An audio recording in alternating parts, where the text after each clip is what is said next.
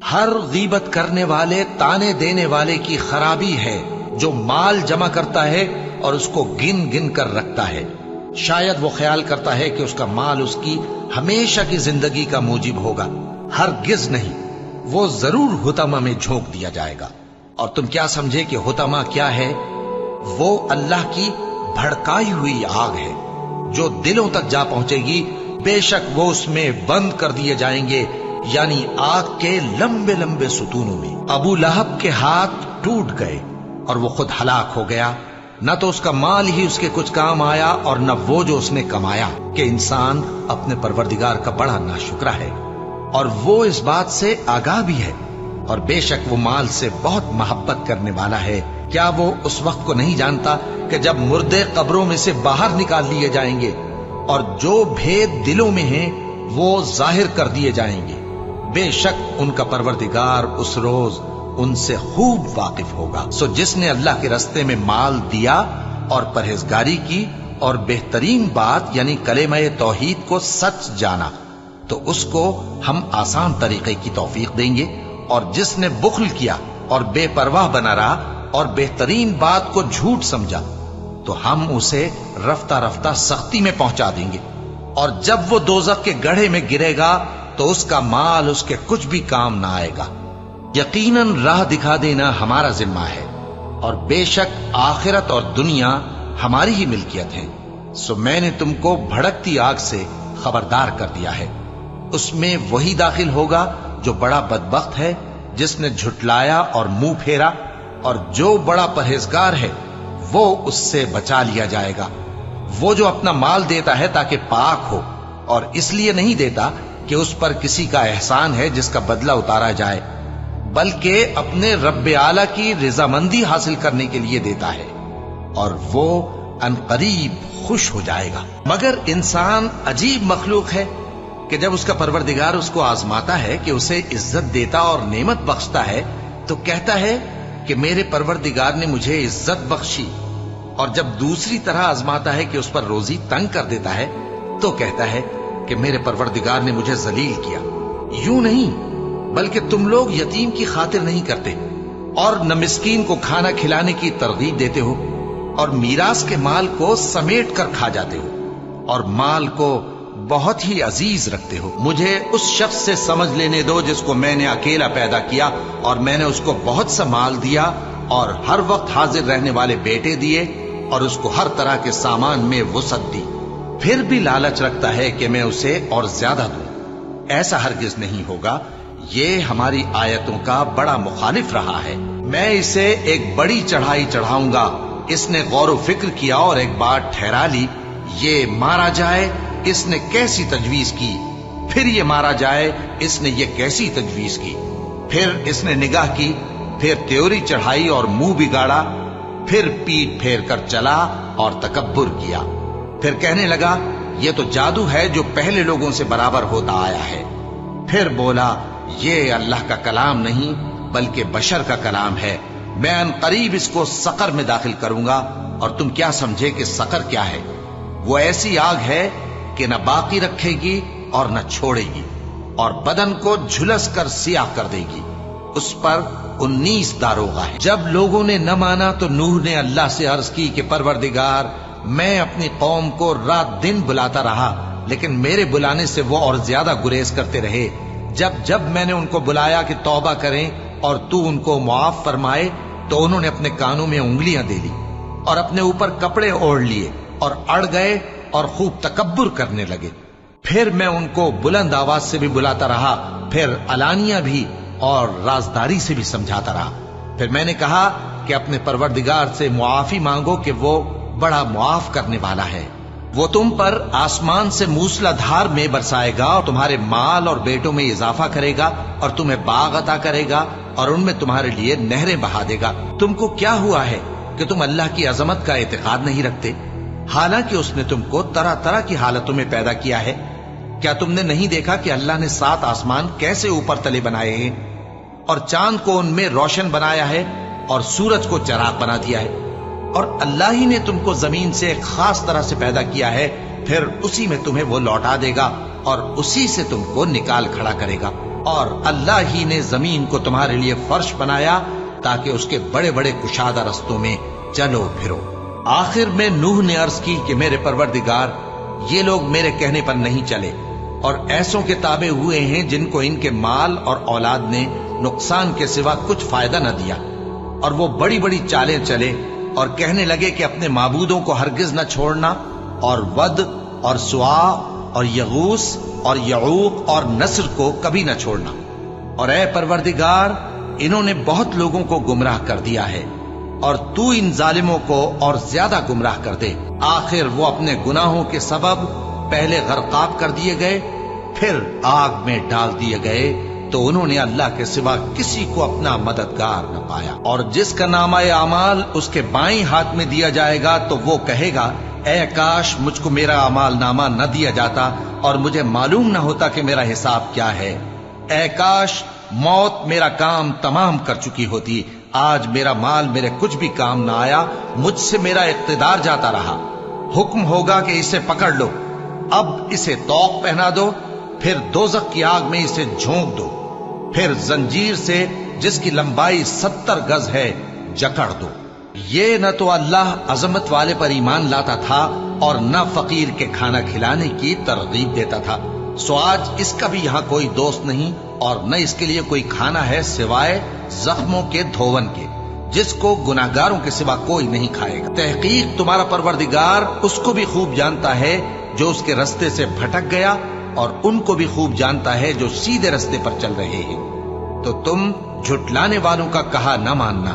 یہ لوگ چاہتے ہیں کہ تم نرمی اختیار کرو تو یہ بھی نرم ہو جائیں، اور کسی ایسے شخص کے کہے میں نہ آ جانا جو بہت قسمیں کھانے والا ہے، ذلیل ہے، شرارت سے اشارے کرنے والا، لگائی بجھائی کرنے والا، مال دینے میں بڑا بخیل، حد سے بڑھا ہوا بدکار، سخت خو اور اس کے علاوہ بدذات ہے، اس سبب سے کہ مال اور بیٹے رکھتا ہے۔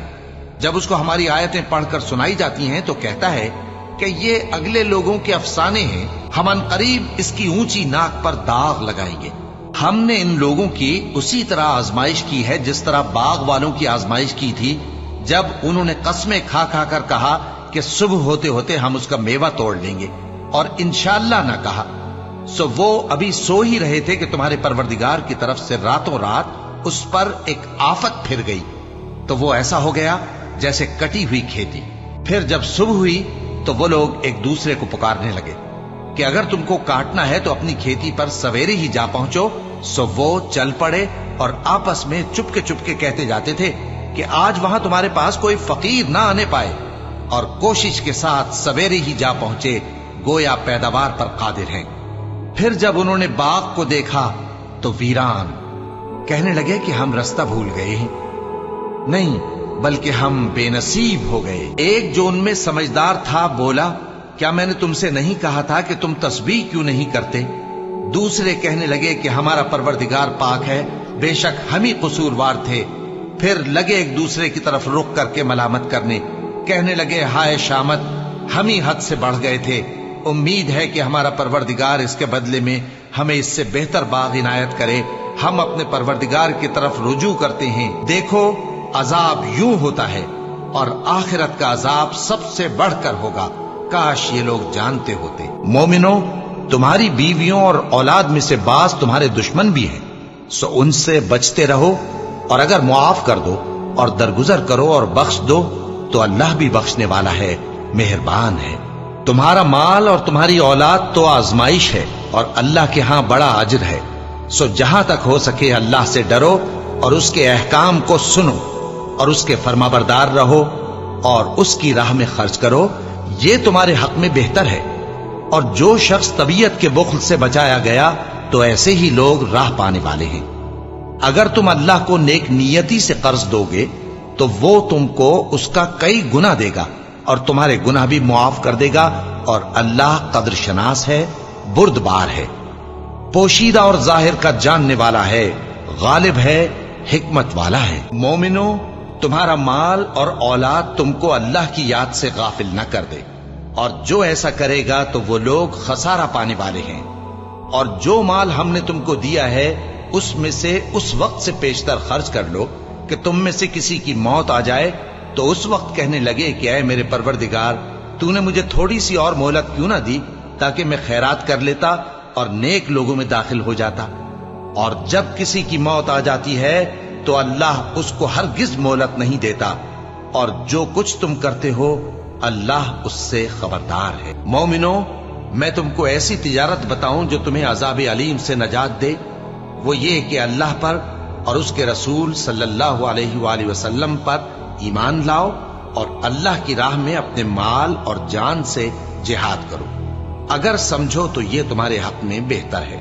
وہ تمہارے گناہ بخش دے گا اور تم کو جنت کے باغوں میں جن کے نیچے نہریں بہ رہی ہیں اور پاکیزہ مکانات میں جو ہمیشہ کی بہشت میں ہے داخل کرے گا۔ یہی بڑی کامیابی ہے۔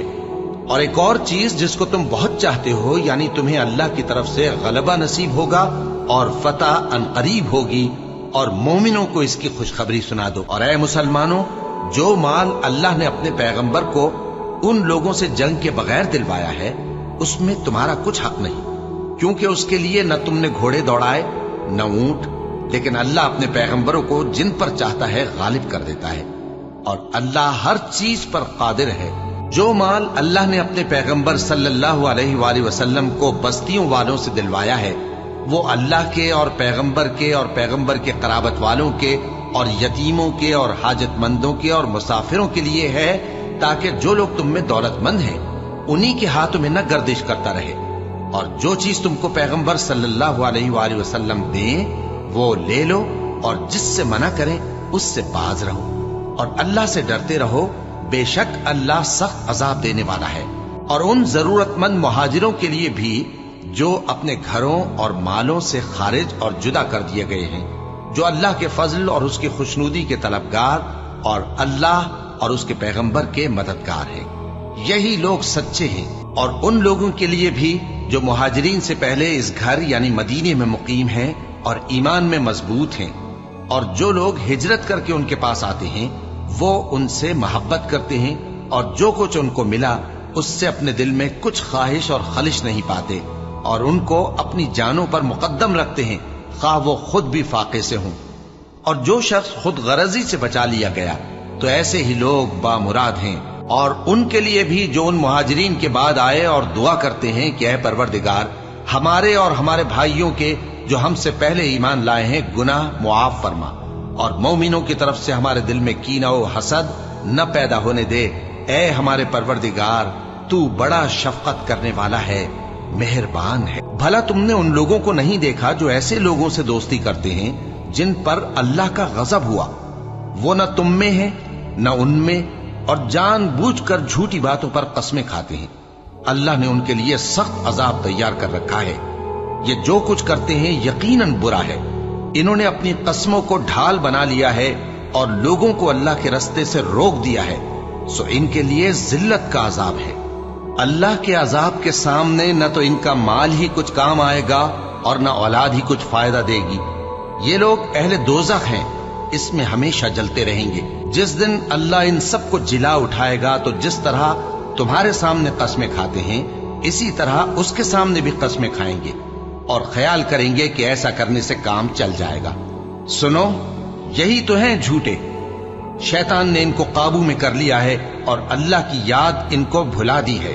یہ لوگ شیطان کا ٹولہ ہیں، اور سن رکھو کہ شیطان کا ٹولہ ہی نقصان اٹھانے والا ہے۔ لوگو، اللہ پر اور اس کے رسول صلی اللہ علیہ وآلہ وسلم پر ایمان لاؤ، اور جس مال میں اس نے تم کو اپنا نائب بنایا ہے اس میں سے خرچ کرو۔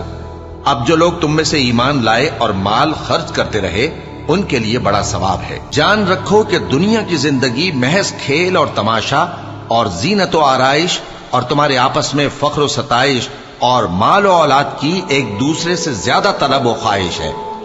اس کی مثال ایسی ہے جیسے بارش کہ اس سے اگنے والی کھیتی کسانوں کو بھری لگتی ہے، پھر وہ کھیتی خوب زور پر آتی ہے، پھر اے دیکھنے والے تو اس کو دیکھتا ہے کہ پک کر زرد پڑ جاتی ہے، پھر چورا چورا ہو جاتی ہے۔ اور آخرت میں کافروں کے لیے عذاب شدید اور مومنوں کے لیے اللہ کی طرف سے بخشش اور خوشنودی ہے۔ اور دنیا کی زندگی تو دھوکے کا سامان ہے۔